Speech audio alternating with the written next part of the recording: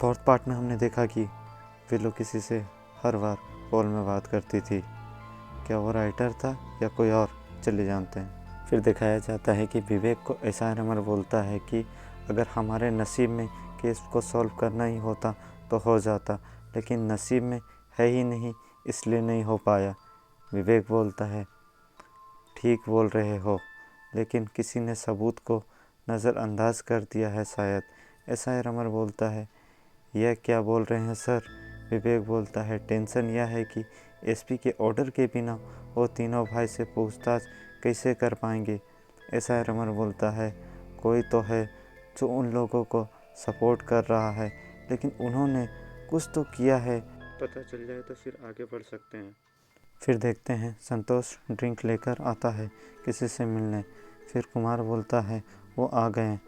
कुमार जाता है उनके पास, वो पूछते हैं सब ठीक तो है। कुमार बोलता है सबको घर भेज दिया हूँ, सिर्फ कुक है। और वो संतोष भी आया है। मिनिस्टर पूछता है वो मेरा फ्रेंड लाया है। कुमार बोलता हाँ। फिर मिनिस्टर संतोष से आकर पूछता है कि क्या लाए हो। संतोष बोलता है मैं माउस डियर लाया हूँ। फिर वो बोलता है अच्छे से पकाना, लेकिन पुलिस से बच कर रहना, अगर पकड़े गए तो कौन लाएगा मेरे लिए ये सब। फिर आधी रात को विवेक के पास एसआई रमन का कॉल आता है। वो बताता है 16 अप्रैल को फर्स्ट बार हमने ओटापरा गए थे। 3 अप्रैल को जब मैं विलो की मम्मी से बात कर रहा था तब उन्होंने कहा कि विलो चर्च के बाहर किसी से बात कर रही थी और सांवला और लंबा लड़का था। ये मेरे डायरी में था, लेकिन मैंने ध्यान नहीं दिया। विवेक फिर विलो की मम्मी से मिलने जाता है तो उनकी मम्मी बोलती अब क्या पूछने आए हो, केस तो सब क्लोज हो गया है। विवेक बोलता है अगर आप हेल्प करेंगे तो मैं असली मुजरिम को ढूंढ पाऊंगा। आपको भी यह लगता है ना विघ्नेश दोषी नहीं है। मेरे को भी वैसे ही लगता है। विलो की मम्मी बोलती है हेल्प क्यों करूं, देखो मेरे को लॉज भी बंद करना पड़ रहा है, यहाँ पर अब कोई नहीं आ रहा है। आप कितने बार पूछने आए, जो बताता हम सब बता दिए। विवेक बोलता है कुछ लोग इंसाफ पाने के लिए वो दिन रात एक कर देते हैं, और मैं यहाँ आपकी बेटी के लिए दिन रात एक कर रहा हूँ, और आप है कि इस बात से अपना पल्ला झाड़ रहे हैं, लेकिन मैं अपना कोशिश करता रहूँगा। अगर आप हेल्प करेंगे तो मेरे लिए थोड़ा आसान होगा। फिर विलो की मम्मी हेल्प करने के लिए राज़ी हो जाती है। विवेक पूछता है आपने बताया था कि आप और विलो चर्च गए थे, लेकिन वो अपने आंटी के घर जाना चाहती थी, लेकिन आपने मना कर दिया। फिर हाँ बोल दिया। यही सब आपने बताया था ना जब एसआई रमन ने आपसे पूछा था, तब आपने बताया कि विलो को चर्च के बाहर किसी से बात करते हुए देखा था, पर जब हम पूछे तो आप वो बात नहीं बताएं। लगता है आप उसमें बारे में भूल गए थे। वेलो को जैसे बात करते हुए देखा था वही वेलो को ओटापुरी ले तो नहीं गया, आप थोड़ा याद करके बताएं। वेलो की मम्मी बताती है और चर्च से जल्दी निकल गई थी उस दिन। जब मैं बाद में बाहर आकर पूछती जल्दी बाहर क्यों आई और किससे बात कर रही थी, तो वो बोली कोई तो नहीं था। फिर वेलो आंटी के घर जाने के लिए बोलती है, लेकिन मैं बोलती हूँ कोई ज़रूरत नहीं है। लेकिन फिर मैं बोलती हूँ ठीक है, लेकिन विघ्नेश ड्रॉप करने जाएगा। ठीक है, वेलो बोलती है ठीक है मैं बोल कर आती हूँ। वेलो की मम्मी विघ्नेश को ड्रिंक करते हुए देख लेती है।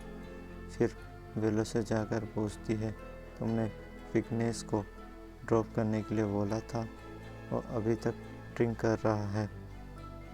वेलो बोलती है वो ड्रिंक कर रहा है तो इसमें मेरा फॉल्ट थोड़ी है। वेलो की मम्मी बताती है तो मैंने विघ्नेश से भी पूछा था कि वेलो को तुमने छोड़ने क्यों नहीं गए और तुम दिन भर ड्रिंक क्यों कर रहे थे। विघ्नेश बोला वेलो ने तो सिर्फ लेने के लिए मुझे बोली थी, छोड़ने के लिए तो उसने बताया ही नहीं। विवेक बोलता है विघ्नेश भी हमें यही बात बताया। विवेक बोला वेलो झूठ तो बोल नहीं रही है। वेलो की मम्मी बोलती है मेरे को नहीं पता, पर यकीन है कि वेलो मेरे से झूठ नहीं बोलेगी।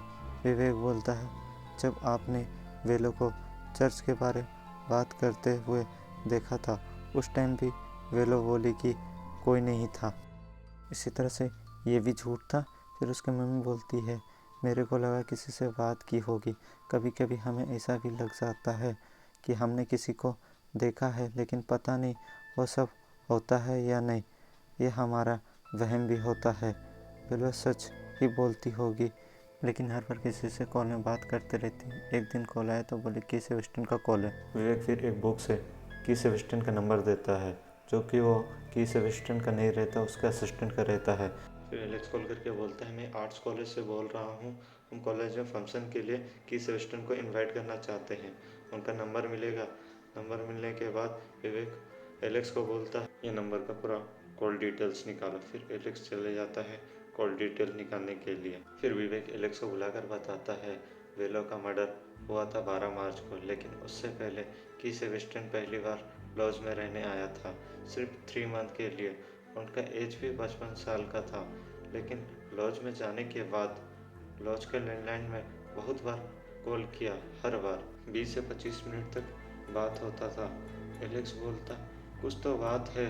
विवेक बोलता यही तो प्रॉब्लम है, वेलो का मर्डर 20 को हुआ, की सेबेस्टियन 19 को कन्याकुमारी आया और 21 को अपने घर चले गया।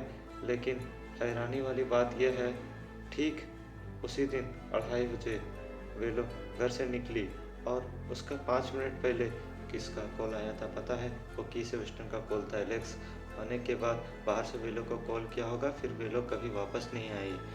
एलेक्स बोलता है अब क्या करें? विवेक बोलता है की सेबेस्टियन को कॉल करते हैं। जब विवेक की सेबेस्टियन को कॉल करता है तो उधर से कट कर देता है। फिर से वो कॉल ट्राई करता है, फिर से वो कॉल कट कर देता है।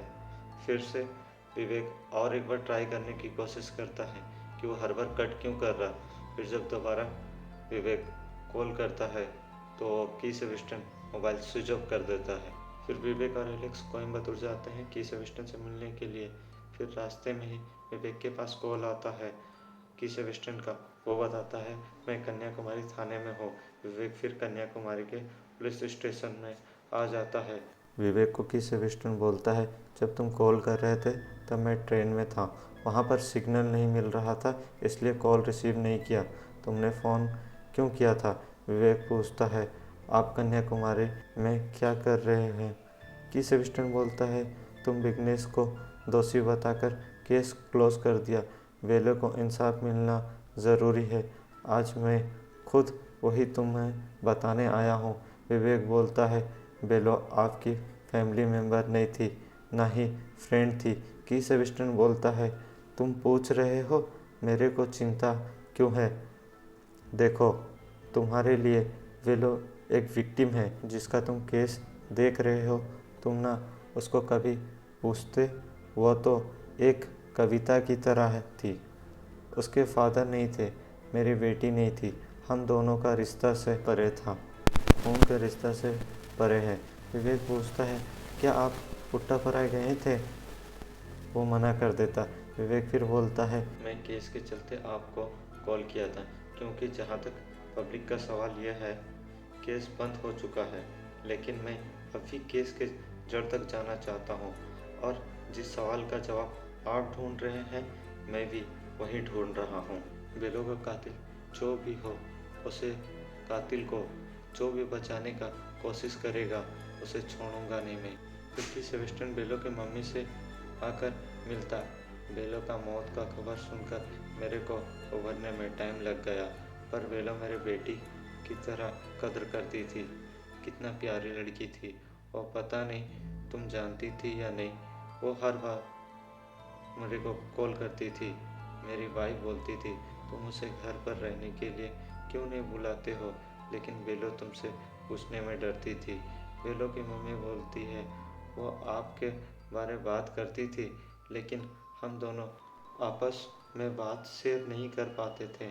कि सेबेस्टियन बोलता मैं जानता हूँ, लेकिन बेलो तुमसे बहुत प्यार करती थी, उसके चलते तुमने भी दूसरी शादी नहीं की और कितनी मुसीबत का सामना किया। बेलो अपने आप पर बहुत गिल्टी फील करती थी। मैं उससे बोला भी ये सब मेरे को बताने की जगह अपनी मम्मी को बताओ, ठीक होगा। बेलो की मम्मी फिर बताती है बेलो जब भी मेरे से गुस्सा होती है वो बेकिंग रूम में चली जाती थी। कि सेबेस्टियन पूछता है और बेकिंग रूम अभी भी वैसा ही है? विवेक एलेक्स को बताता है कि बेलो का केस को क्लोज हुए 6 मंथ हो गया। अगर की सेबेस्टियन को इतना ही फिक्र था तो पहले क्यों नहीं आया। की सेबेस्टियन फिर वो बेकिंग रूम देखने आ जाता है। फिर उसे वेलो की हर बात याद आती है। वेलो की सेबेस्टियन से पूछती है अपने ड्रीम्स पूरा कैसे करते हैं। की सेबेस्टियन पूछता है तुम्हारा ड्रीम क्या है। वेलो बताती है मुझे ब्रेकर्स एंड कन्वेशनरीज, यही मेरा सपना है। वेलो फिर की सेबेस्टियन को बेकिंग रूम ले जाती और बताती है ये देख रहे हैं, ये मेरे पापा की थी, जानते हैं ये 60 साल से हमारे पास है। अच्छा, तो क्या तुम इसमें ही बेक करती थी। वेलो बोलती हाँ, मेरे पापा मुझे सिखाए हैं। की सेबेस्टियन उसे बोलता तुम एक बेकर्स खोल क्यों नहीं लेती। वेलो बोलती है उसके लिए बहुत पैसा चाहिए। की सेबेस्टियन बोलता है अपनी मम्मी से ले लो। वेलो बोलती है मुझे नहीं बताना उनको। की सेबेस्टियन बोलता है तुम्हारे और मम्मी के बीच क्या प्रॉब्लम है बताओ। फिर वेलो बताती है मैं 1 ईयर पहले घर से भाग गई थी। ये सब बातें की सेबेस्टियन सोच रहा था। फिर उसी टाइम जोन्स आकर की सेबेस्टियन को आवाज़ देता है और बोलता है मैडम आ गई है। की सेबेस्टियन बोलता है मेरा यहाँ आने की कुछ और वजह है। फिर दिखाया जाता है कि विवेक अपने घर आकर बहुत ड्रिंक करता है। उसकी वाइफ बोलती है इतना क्यों पी रहे हो आज। विवेक बोलता है हर पुलिस वाले की ज़िंदगी में ऐसा केस आता है जो साला पूरा चिपक जाता है और वो पुलिस वाले वो केस को सुलझने की कोशिश करते रहते हैं। अगर नसीब ठीक रहता तो वो केस सॉल्व हो जाता है, अगर नहीं सॉल्व होने से उस पुलिस वाले की ज़िंदगी में सुकून नाम की चीज़ ही नहीं रहती। मैंने नहीं मांगा था एसपी से वो केस, एसपी ने खुद ही दिया वो केस। वो वेलो का क्या ही गुनाह था। क्या वो अपनी मौत का जिम्मेदार खुद थी या किसी बेरहम ने उसे मार डाला। जिसने भी मारा वो चाहता है किसी को भी फंसा कर मैं केस बंद कर दूं। वो पागल समझा है मुझे, लेकिन मेरा दिल से आवाज़ आ रही है उसके बचाओ, कातिल को ढूंढो। लेकिन मैं किससे पूछूं वेलो का दिल के बारे। उसके मम्मी को भी एहसास नहीं है, ना ही उसके फ्रेंड लोग को, उसके फियांसे को भी नहीं पता उसका दिल में क्या था। ये बात किससे जाकर पूछूं। कहानी कुछ तो अलग है, उसका कातिल कौन है ये जानने से ज़्यादा जरूरी उसके दिल में क्या है। विवेक की वाइफ ये सब सुनकर गुस्से में अपने मायके आ जाती है। फिर उसकी मम्मी पूछती है तुम रो क्यों रही हो। वो बोलती है मुझसे कुछ मत पूछिए, मैं वो घर में और नहीं जाऊंगी। उसकी मम्मी बोलती क्यों ना पूछूं, पति के बिना आई हो, सिर्फ बच्चे लेकर आई हो। विवेक की वाइफ बोलती वो किसी और से प्यार करते हैं। उसकी मम्मी फिर बोलती है तुम ये क्या बोल रही हो। फिर वो जंगल वाली औरत का तबीयत खराब रहता है। उसका बेटा बोलता है इधर मुड़ो। बोलती वहाँ कोई है। उसका बेटा बोलता है कोई नहीं है। फिर उसका बेटा जाने के बाद उसे वहाँ पर कुछ दिखता है और देखकर डर जाती है। दूसरा बेटा बोलता है अभी भी उस लड़की का भूत सवार है इसके ऊपर, समझा दो नहीं तो इसे मार डालूंगा। फिर दिखाया जाता है कि न्यूज़ वाले के पास मनिस्टर का एमएमएस वीडियो आता है और मुगम बोलता है यह वीडियो रिलीज होने से हमें अच्छा कवरेज मिलेगा। वो पूछता आइडिया किसका है, बताओ। ये मत पूछिए किसका नाम बाहर आया तो ठीक नहीं होगा, बस वीडियो का बात करिए। वो बोलता है मैं जानता हूँ तुम विरोधी पार्टी से हो वो, लेकिन मनिस्टर है और मेरा टीम इतना अच्छा नहीं है। अगर पॉलिटिकल एंगल से देखो तो ये पासा उल्टा पड़ सकता है। और मुगम बोलता है आपको कितना पैसा चाहिए। न्यूज़ वाला बोलता है तुम मेरी बात समझ नहीं। फिर देखते हैं जंगल वाली औरत का बेटा, दोनों आपस में बात करते हैं कि जब से माँ को चोट लगा है तब से उल्टा पुल्टा बोल रही है। एक बेटा बोलता है पता नहीं कल तक वो जिंदा भी रहेगी या नहीं। फिर वो लोग बात करते हैं कि कुछ ऐसा करना होगा जैसे शिकार करे भी और पकड़े भी ना जाए। तो तीनों भाई शिकार के लिए चले जाते हैं। अपनी बहन को बोलते माँ का ख्याल रखना। क्या यही लोग विलो का कातिल है। विवेक इन्हें पकड़ पाएगा या नहीं, चले जानते हैं 6 एपिसोड में।